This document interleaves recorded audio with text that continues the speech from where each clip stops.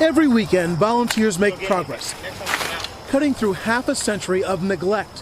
What's been called a national treasure and vast outdoor museum slowly being rediscovered.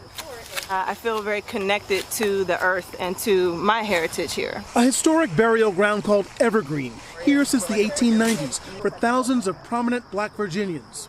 But through the decades, their accomplishments, like this place, hidden and forgotten.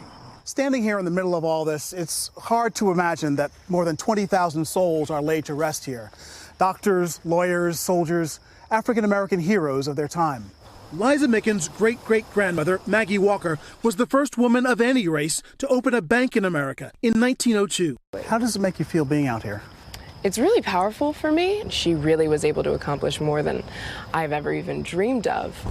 It's all a stark contrast to a nearby memorial ground for heroes to the Confederacy, cared for and maintained by the state of Virginia for nearly 100 years. Go home! Just in the past 2 years, amid national confrontations about monuments to the past, has Virginia, with the most Confederate statues in any state, begun to spend public money to preserve places like Evergreen. We've evolved, we're more mature as a society, and I think we're ready to deal with this history. Ready to count down? In fact, the state even recently unveiled a statue to Maggie Walker in Richmond, once the capital of the Confederacy.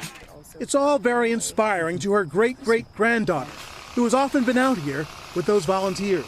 I think that it truly is a treasure to Richmond, but also to the nation. A huge piece of history no longer ignored.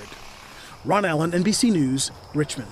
Hey, NBC News fans, thanks for checking out our YouTube channel. Subscribe by clicking on that button down here and click on any of the videos over here to watch the latest interviews, show highlights, and digital exclusives.